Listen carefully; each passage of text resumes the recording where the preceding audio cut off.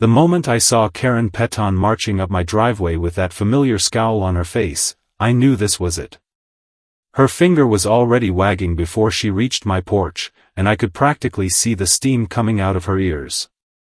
She shouted with a shrill voice, "You have exactly 1 week to join the HOA, or I will personally see you in court." What she didn't notice was the smile forming on my face. I'd been waiting for this confrontation for 3 months, and she had just walked right into my trap. Let me back up a bit. My name is David Thornton, and I'd moved to Maple Ridge Estate 6 months ago after accepting a position at a downtown law firm.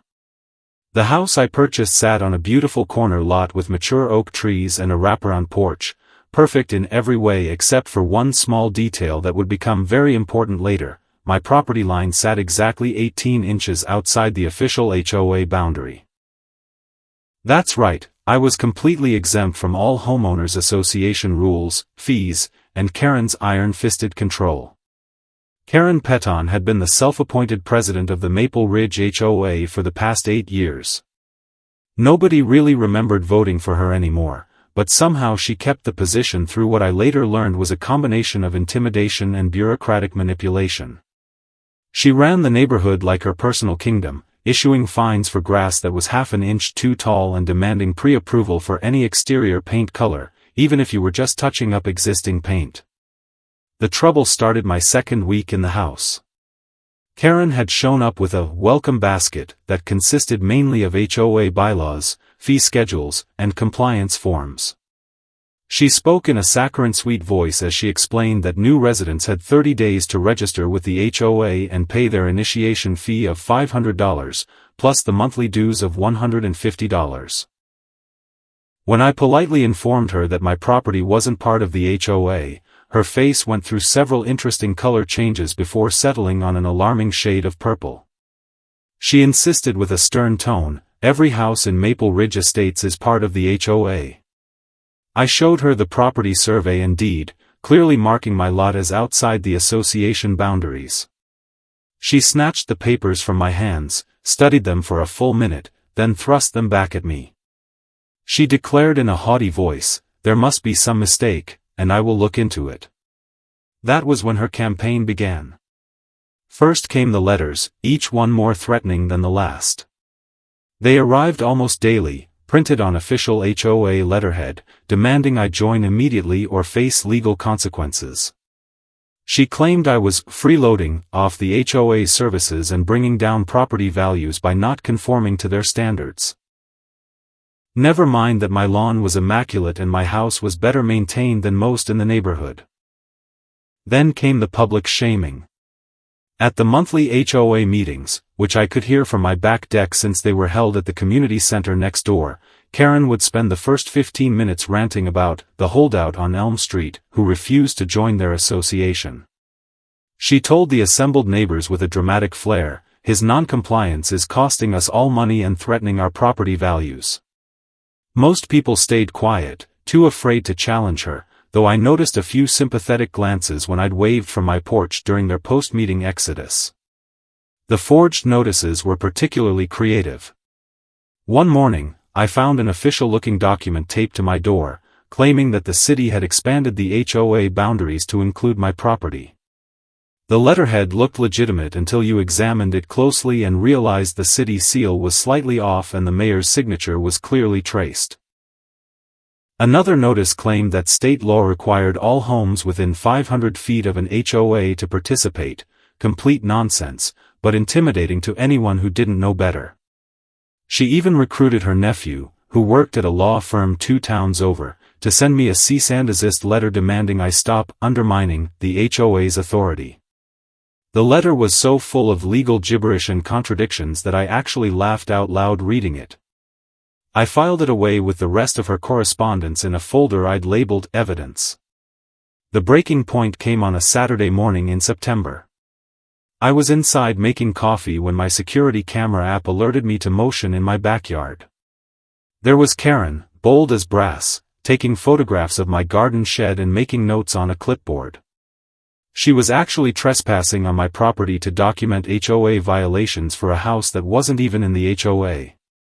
I stepped onto my back deck and called out in a calm voice, "Can I help you with something?" She spun around, not even slightly embarrassed at being caught. Instead, she waved her clipboard at me and announced in a triumphant tone, "I've documented 17 violations of HOA standards, including an unapproved shed color, non-conforming garden decorations, and a bird feeder that exceeds the maximum allowable height." When I reminded her she was trespassing on private property, she laughed and said in a condescending voice, "HOA officials have the right to inspect any property in the neighborhood." That's when I informed her that I was a real estate attorney specializing in property law and HOA disputes. The look on her face was priceless, a combination of shock, anger, and just a hint of fear. But Karen wasn't one to back down easily. She declared with false bravado, "I don't care what you do for a living. Rules are rules." Then she announced I would be receiving fines totaling over $3,000 for my violations, and marched off my property, nearly tripping over my garden hose in her haste to leave. What Karen didn't know was that I had been preparing for this moment since her first threatening letter. Every interaction had been documented, every letter saved, every trespass recorded on my security cameras. I had even hired a private investigator to look into some of her shadier HOA practices, and what he found was a gold mine of misconduct. The following Monday, Karen received 2 documents. The first was a formal cease and desist letter from my law firm, outlining her pattern of harassment, defamation, and trespassing. The second was a notice of a lawsuit seeking damages for said harassment, intentional infliction of emotional distress, and violation of my property rights. I also included counts for fraud related to her forged documents and abuse of power in her role as HOA president. Karen's reaction was swift and predictable. She called an emergency HOA meeting that night, using it as a platform to rally the neighborhood against me. She claimed with an indignant tone, "He's trying to destroy our community, and we need to band together to fight this threat." What she didn't expect was for me to attend the meeting. I walked in just as she was reaching the crescendo of her speech about protecting our way of life. The room fell silent. I approached the podium and asked in a polite voice, "May I address the association?" Karen tried to object, but several board members, perhaps sensing the wind changing, voted to let me speak. I laid out the facts simply and clearly. I showed them the property records proving I wasn't part of the HOA. I displayed the forged documents Karen had created. I played security footage of her trespassing on my property. Then I dropped the bombshell. My private investigator had discovered that Karen had been embezzling HOA funds for years, using association money for personal vacations and home improvements while raising dues, claiming increased maintenance costs. The room erupted. Neighbors who had been too scared to speak up suddenly found their voices. Stories poured out about excessive fines, bullying tactics, and mysterious, special assessments that never seemed to result in any actual improvements to the common areas.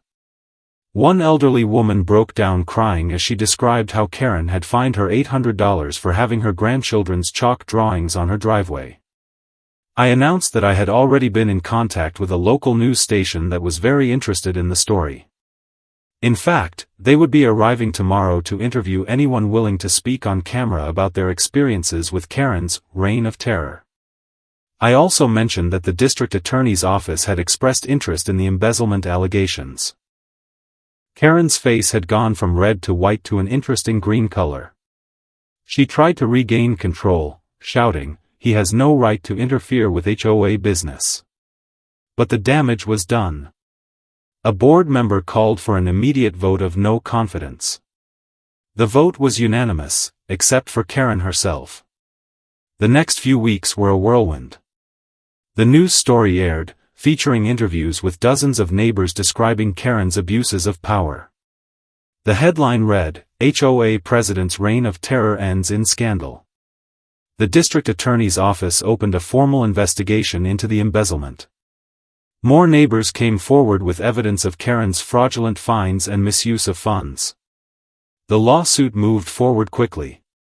Karen tried to hire a lawyer, but after 3 different attorneys reviewed the evidence against her, they all declined to take the case. She ended up representing herself, which went about as well as you'd expect. She tried to argue that she had implied authority over all neighborhood properties, that her actions were protected as HOA business, and that I was conducting a personal vendetta against her. The judge was not impressed. During one particularly memorable exchange, Karen tried to submit her forged city document as evidence. The judge examined it for about 30 seconds before asking in a stern voice, "Are you seriously attempting to submit fraudulent evidence to the court?" Karen stammered and claimed she had received it from City Hall, but when pressed for details, she couldn't provide any. My attorney presented our case methodically: the harassment through constant letters and public defamation, the trespassing incidents all caught on camera, the forged documents, the attempted extortion through false fines. The judge asked Karen if she had any defense for her actions.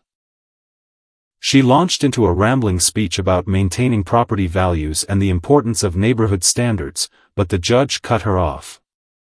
The ruling was swift and decisive. The judge found in my favor on all counts. Karen was ordered to pay $35,000 in damages for harassment and intentional infliction of emotional distress. She was also ordered to pay my legal fees, which came to another $15,000. The judge issued a permanent restraining order, preventing her from coming within 100 feet of my property or contacting me in any way. But that wasn't the end of Karen's legal troubles. The criminal investigation into her embezzlement had uncovered over $100,000 in misappropriated HOA funds over her 8-year tenure. She had been clever about it, taking small amounts regularly rather than large sums that might be noticed, but it added up. She had used HOA credit cards for personal purchases, submitted fake invoices from shell companies she controlled, and even collected duplicate reimbursements for expenses. The criminal trial was even more damaging than the civil case. Forensic accountants testified about the elaborate scheme she had constructed. Former board members described how she had intimidated them into rubber-stamping her financial reports without review. The prosecutor painted a picture of a woman drunk on power who viewed the HOA as her personal piggy bank. Karen tried to cut a plea deal, but the prosecutor, sensing a slam-dunk case, refused anything less than significant jail time. The trial lasted 2 weeks. When the verdict came back, Karen was found guilty on all counts: embezzlement, fraud, forgery, and misuse of fiduciary duty. The sentencing hearing was standing room only. Half the neighborhood showed up to watch. The judge, after hearing victim impact statements from neighbors who had been wrongfully fined and assessments about the financial damage to the HOA, sentenced Karen to 3 years in state prison and ordered her to pay full restitution of $123,000. Karen collapsed in her chair, sobbing hysterically, as the bailiff placed her in handcuffs.